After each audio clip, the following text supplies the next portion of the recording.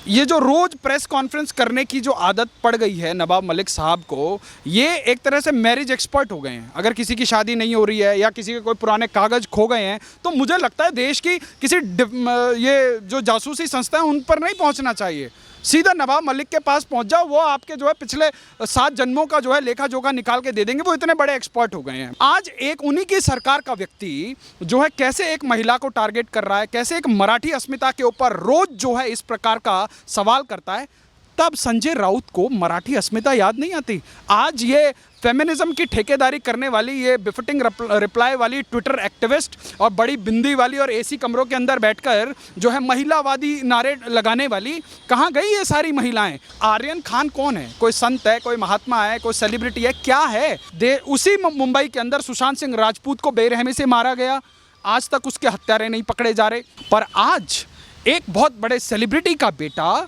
जो है क्रूज पर जाकर ड्रग का सेवन करता हुआ पाया जाता है, इलिसिट एक्टिविटीज़ में लिप्त पाया जाता है, उसके खिलाफ सारे सबूत हैं। आज पूरी की पूरी जो है जो नवाब मलिक साहब की पार्टी है वो देखिए कैसे, क्योंकि समस्या क्या है कि उनके दामाद भी पकड़े गए थे। नवाब मलिक साहब की परेशानी क्या है? उनकी खुद की सरकार है, उनकी पुलिस है, उनका प्रशासन है, करे ना, दूध का दूध पानी का पानी करे। मल्हार गा रहे दिन रात वर्ल्ड्स बेस्ट चीफ मिनिस्टर करके। देश में कोविड में सबसे ज़्यादा मौतें मुंबई में, महाराष्ट्र में हुई हैं, सबसे ज़्यादा जो है मिस हैंडलिंग महाराष्ट्र में हुई है, और उसके बाद मल्हार यही सेलिब्रिटी गा रहे हैं, और उसके बाद उसका देखो, उसका स्वागत ऐसे हो रहा है जैसे वो ओलंपिक में गोल्ड मेडल लेके आया। हमारे देश के अंदर मानसिक दिवालियापन कितना हावी है लोगों के। देश की जनता को जान लेना चाहिए कि आपके पैसों पर पलने वाले ये सो कॉल्ड सेलिब्रिटी जो चंद करोड़ों रुपए के लिए अरबपतियों के घर में नाचने का काम करते हैं, जिन लोगों को हम इस देश में संस्कृति का संवाहक समझते थे, ये लोग आज ड्रग लेने वालों को सेलिब्रेट करते हैं। महाराष्ट्र में लगातार जिस तरीके से एनसीबी लगातार नए खुलासे कर रही है, आज देवेंद्र फडणवीस जो कि महाराष्ट्र के पूर्व मुख्यमंत्री हैं, उनकी तरफ से कहा गया है कि दिवाली के बाद वो नवाब मलिक को लेकर जो इंटरनेशनल लिंक है या फिर अंडरवर्ल्ड के साथ जो लिंक है, उनके सारे प्रूफ जो है वो शरद पवार के लिए देंगे, जिस पर संजय राउत यानी कि शिवसेना की तरफ से बयान आया है। और संजय राउत का कहना है कि हमाम में सब नंगे होते हैं, बीजेपी हमारे ऊपर अगर आरोप लगा रही है तो इन्हें भुगतना पड़ेगा, क्योंकि अगर ये ईंट हमारे ऊपर मार रहे हैं तो पत्थर से जवाब इन्हें हमारी सरकार देंगी। क्या सोचते हैं शर्मा जी इन सारी चीज़ों को लेकर? नवाब मलिक का एक तरफ अंडरवर्ल्ड से कनेक्शन बता रहे हैं देवेंद्र फडणवीस, और संजय राउत कह रहे हैं कि हमाम में सब नंगे हैं, सबका काला चिट्ठा पता है शिवसेना को और नेताओं। देखो, आपको समझना पड़ेगा कि ये बड़ी इंटरेस्टिंग स्टोरी हो गई है। महाराष्ट्र के अंदर लड़ाई हो रही है एनसीपी की और बीजेपी की, और पेट में दर्द किसके उठ रहा है? शिवसेना के। अगर शिवसेना इतनी दूध की धुली है, समस्या क्या है कि जब अब ये सारे के सारे तार खुलेंगे, अब आप एक बात सोचिए, फ़र्ज़ कीजिए कि ये जो रोज़ प्रेस कॉन्फ्रेंस करने की जो आदत पड़ गई है नवाब मलिक साहब को, ये एक तरह से मैरिज एक्सपर्ट हो गए हैं। अगर किसी की शादी नहीं हो रही है या किसी के कोई पुराने कागज खो गए हैं तो मुझे लगता है देश की किसी ये जो जासूसी संस्था है उन पर नहीं पहुंचना चाहिए, सीधा नवाब मलिक के पास पहुंच जाओ। वो आपके जो है पिछले 7 जन्मों का जो है लेखा जोखा निकाल के दे देंगे, वो इतने बड़े एक्सपर्ट हो गए हैं, भंगार का काम करते हैं। आप सोचिए, आज आकर जो वानखेड़े साहब हैं, उनकी जो वाइफ है, उनकी जो पत्नी है, वो एक मराठी महिला हैं, और आज एक उन्हीं की सरकार का व्यक्ति जो है कैसे एक महिला को टारगेट कर रहा है, कैसे एक मराठी अस्मिता के ऊपर रोज जो है इस प्रकार का सवाल करता है, तब संजय राउत को मराठी अस्मिता याद नहीं आती। आज ये फेमिनिज्म की ठेकेदारी करने वाली, ये बिफिटिंग रिप्लाई वाली ट्विटर एक्टिविस्ट और बड़ी बिंदी वाली और एसी कमरों के अंदर बैठकर जो है महिलावादी नारे लगाने वाली, कहाँ गई ये सारी महिलाएं? आज सबसे बड़ी समस्या ये है कि आज शिवसेना एनसीपी और भाजपा की लड़ाई में फंस गई है। क्यों? क्योंकि ये नोट कमाने के लिए और अपनी ईगो को सेटिस्फाई करने के लिए जो इन्होंने ये सरकार बनाई, आज यही सरकार इनके गले का फंदा बन चुकी है। आज आप सोचिए, आज आर्यन खान कौन है? कोई संत है, कोई महात्मा है, कोई सेलिब्रिटी है, क्या है? वो एक इस देश के जो है कलाकार का बेटा है, बहुत रसूखदार कलाकार का बेटा है। या तो जो है उद्धव साहब ठाकरे और नवाब मलिक दोनों प्रेस कॉन्फ्रेंस करके कह दें कि महाराष्ट्र के अंदर जो है नेताओं के बच्चों के लिए अलग कानून है, सेलिब्रिटी के बच्चों के, उनके परिवार के लिए अलग कानून है, और आम जनमानस के लिए अलग कानून है। वो बोल दें, क्योंकि उसी मुंबई के अंदर सुशांत सिंह राजपूत को बेरहमी से मारा गया, आज तक उसके हत्यारे नहीं पकड़े जा रहे। क्योंकि महाराष्ट्र की पुलिस ने सहयोग नहीं किया केंद्र की एजेंसियों को। वहाँ पर उसकी जो है एक्स जो मैनेजर थी दिशा साल्यान, उसको जो है 8वें माले से धक्का देकर उसको बेरहमी से मौत के घाट उतार दिया। आज तक उसके हत्यारे जो है कहाँ खुलेआम घूम रहे हैं किसी को नहीं पता। पर आज एक बहुत बड़े सेलिब्रिटी का बेटा जो है क्रूज़ पर जाकर ड्रग का सेवन करता हुआ पाया जाता है, इलिसिट एक्टिविटीज़ में लिप्त पाया जाता है, उसके खिलाफ सारे सबूत हैं।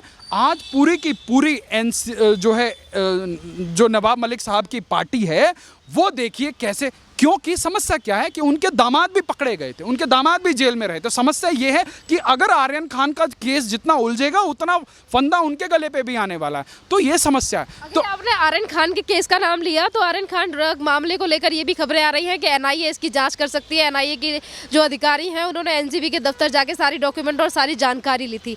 और एक तरफ देवेंद्र फडणवीस कह रहे हैं कि नवाब मलिक के अंडरवर्ल्ड के साथ संबंध है। अगर एनआईए आती है तो कितनी मुश्किलें बढ़ेंगी नवाब मलिक? नहीं, ये तो अच्छा है कि ये जो एक्चुअली क्या है, एनआईए, एनसीबी, सीबीआई, ये सब लोग मिलकर कचरे को साफ करने की कोशिश कर रहे हैं। और जो कचरा किंग है उनको तकलीफ होना जो है स्वाभाविक है।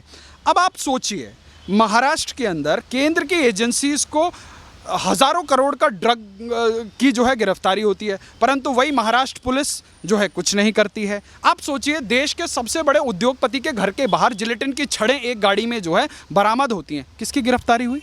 आप सोचिए, महाराष्ट्र का गृह मंत्री फरार है, महाराष्ट्र का पुलिस कमिश्नर फरार है, कितने दिनों से फरार है। और उसके बाद क्या क्या हुआ उन केसेस के ऊपर? भाई, जो वर्ल्ड क्लास सरकार और वर्ल्ड लेवल की पुलिस बताई जाती है, क्या कर रही है? नवाब मलिक साहब की परेशानी क्या है? उनकी खुद की सरकार है, उनकी पुलिस है, उनका प्रशासन है, करे ना, दूध का दूध पानी का पानी करे। पर जो एक तो होता है ना कि बंदा विपक्ष में बैठा है, उसके पास कुछ नहीं है करने के, तो वो प्रेस के अलावा कुछ नहीं कर सकता। आपकी सरकार, आपकी पुलिस, आपका प्रशासन, सारा तामझाम, आपका सेलिब्रिटीज़, आपके मल्हार गा रहे दिन रात वर्ल्ड्स बेस्ट चीफ मिनिस्टर करके। देश में कोविड में सबसे ज़्यादा मौतें मुंबई में, महाराष्ट्र में हुई हैं, सबसे ज़्यादा जो है मिस हैंडलिंग महाराष्ट्र में हुई है। और उसके बाद मल्हार यही सेलिब्रिटी गा रहे हैं, और उसके बाद उसका देखो, उसका स्वागत ऐसे हो रहा है जैसे वो ओलंपिक में गोल्ड मेडल लेके आया। हमारे देश के अंदर मानसिक दिवालियापन कितना हावी है लोगों के। अरे भाई, एक बात बताओ, वो लड़का क्या बॉर्डर पे छाती पे गोली लेने गया था क्या? या वो स्वतंत्रता सेनानी था या क्या था? और उसके बाद बड़े बड़े सेलिब्रिटी जो है उनके पक्ष में जो है एक वेव बनाने की कोशिश कर रहे हैं। तो आज देश की जनता को जान लेना चाहिए कि आपके पैसों पर पलने वाले ये सो कॉल्ड सेलिब्रिटी जो चंद करोड़ों रुपए के लिए अरबपतियों के घर में नाचने का काम करते हैं, जिन लोगों को हम इस देश में संस्कृति का संवाहक समझते थे, ये लोग आज ड्रग लेने वालों को सेलिब्रेट करते हैं, उन लोगों को प्रोटेक्ट करते हैं। तो आज देश की जनता को जान लेना चाहिए और अपना जो है अपनी प्रायोरिटी सेट कर लेनी चाहिए कि हमारे लिए हीरो कौन है, हमारे देश के युवाओं को किनको फॉलो करना है। आज हमारे देश के युवाओं को नीरज चोपड़ा को फॉलो करना चाहिए, आज हमारे देश के युवाओं को बबीता फोगाट को फॉलो करना चाहिए, उन सभी बहन भाइयों को फॉलो करना चाहिए जो 130 करोड़ लोगों का नेतृत्व करते हैं और देश विदेशों में जाकर भारत का जो है सम्मान बढ़ाते हैं, ना कि अरबपति की संतानें जो अपने माँ बाप के कंट्रोल में नहीं है और ड्रग का सेवन करते हुए पाए जाते हैं और उनके पीछे करोड़ों रुपए जो है एक हियरिंग की लेने वाले जो है 1 दर्जन वकीलों की फौज उतारने के बाद 1 महीने में जो है बेल लेके आते हैं और उनका जो है सेलिब्रिटी वाला जो है हजारों की तादाद में लोग खड़े होकर स्वागत करते हैं। एनसीबी इतने बड़े बड़े खुलासे कर रही है। नवाब मलिक कहते हैं कि बीजेपी की नाक की ये सारी चीजें हो रही हैं, बीजेपी ही ये सारा जो ड्रग का कार्टेल है इसे मुंबई से गोवा में चला रही है। समीर वानखेड़े 14 साल से इस लाइन में है। दूसरी तरफ अगर बड़ी कार्रवाई एनसीबी की तरफ से की जाती है तो रोड़ा अटकाने का प्रयास किया जाता है। क्या चाहती है सरकार? इसका मतलब ये तो मानते हैं ना कि महाराष्ट्र के अंदर ये महाराष्ट्र की सरकार वालों के बयान से तो अब आपको लगता है ना कि ये लोग समझते हैं कि इतना बड़ा कार्टेल चलता है। तो महाराष्ट्र के आदरणीय मुख्यमंत्री, महाराष्ट्र के भागे हुए गृह मंत्री, महाराष्ट्र की पुलिस को किसने रोका है इतने बड़े ड्रग कार्टेल को पकड़ने के लिए? जब एक एनसीबी का अदना सा ऑफिसर हजारों करोड़ की जो है ड्रग रैकेट को पकड़ सकता है, और बताइए जिस आदमी ने 10,000 करोड़ का ड्रग पकड़वाया उसको कहते हैं जी 25 करोड़ की जो है रिश्वत मांग रहा था। आप सोचिए इन लोगों का मानसिक दिवालियापन सोचिए। तो इन लोगों को कौन रोक रहा है? जब एक एनसीबी का अदना सा ऑफिसर इतना बड़ा काम कर सकता है, भैया तुम्हारी तो पूरी की पूरी सरकार है, पकड़ते क्यों नहीं पकड़ते? तुम पुलिस के ऑफिसर को 100 करोड़ रुपए का हफ्ता उठाने का टारगेट दे सकते हो, तो अरे भैया सीधा का सीधा पकड़ो ना। 10,000 करोड़ का जो है ड्रग का मामला चल रहा है, पकड़ो, अंदर डालो, सरकार के राजस्व में कुछ तो वृद्धि हो। और कम से कम महाराष्ट्र के अंदर जो है युवाओं को ड्रग की लत से तो बचाया जाए। ये एक दूसरे को आरोप लगाने से आपके जो है कुर्ते के ऊपर लगे हुए दाग जो है धुल नहीं जाएंगे नवाब साहब।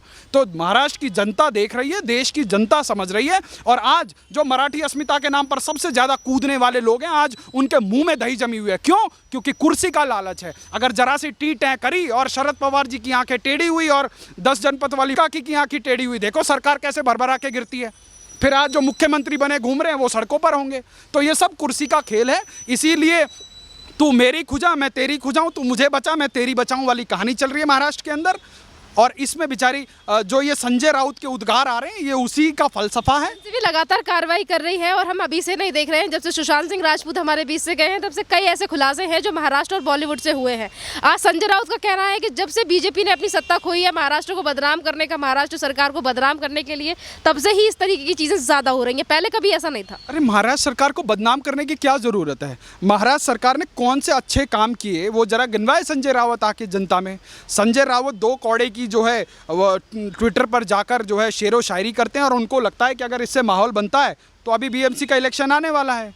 भैया 150 सीटों पर चुनाव लड़ने वाली भाजपा 105 सीट जीत सकती है। तुम भी उतनी बराबर पे जीते थे, तुम क्यों नहीं जीते 105 सीट? और उसके बाद तुम कहते हो कि जो है हमें बदनाम कर रहे हैं। तो बदनाम करने के काम तो तुमने ही किए ना।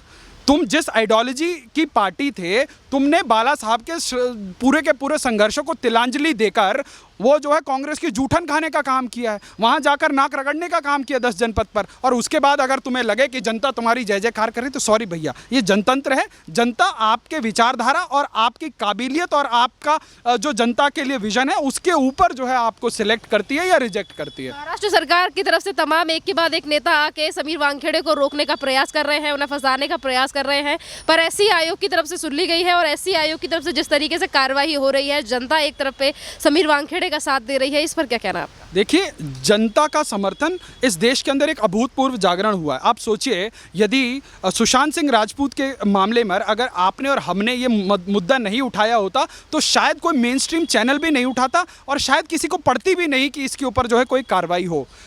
अब ये हमारी बदकिस्मती कहें या हमारे देश के कानून लचर कानून व्यवस्था की कहें कि सुशांत सिंह को अभी तक जो है न्याय नहीं मिल पाया है। तो जब तक जनता जागरूक नहीं होगी, जब तक जनता ये ऐसे लोगों के घरों पर जो है चंद सिक्कों के लिए मुजरा करने वाले लोगों की असलियत नहीं बताएगी, उनको हीरो बनाना बंद नहीं करेगी, तब तक ये लोग आपके हमारे टैक्स के पैसों से नेताओं के जन्मदिन पर आएंगे, नाचेंगे, करोड़ों रुपए कमाएंगे, उसके बाद हमारे ही मुंह पर थूक के चले जाएंगे। तो आज आपको और हमको निर्णय करना है कि हमारे युवाओं को इन्फ्लुएंस कौन करेगा, हम किनके विचारों से प्रभावित होंगे। जो है ये अय्याशी करने वाले लोगों को हम अपना आदर्श बनाएंगे या देश का नाम रोशन करने वाले जो है युवाओं को हम अपना आदर्श बनाएंगे। जब तक हमारी प्रायोरिटीज ठीक नहीं होंगी, जब तक हम अपने हीरोज सही नहीं चुनेंगे, तब तक ये लोग, ये 2 कौड़ी के ये नाचने वाले लोग हमारे देश के अंदर जो है बाहर का पैसा लेकर, चाहे कराची हो चाहे दुबई हो, उन लोगों का पैसा लेकर देश के अंदर एजेंडे सेट करते रहेंगे, अरबपति बनते रहेंगे, विदेशों के ब्रांड एम्बेसडर बनते रहेंगे, बुर्ज खलीफा से लेकर वहां संपत्तियां जोड़ते रहेंगे, नाचते रहेंगे और आपको हमको पागल बनाते रहेंगे।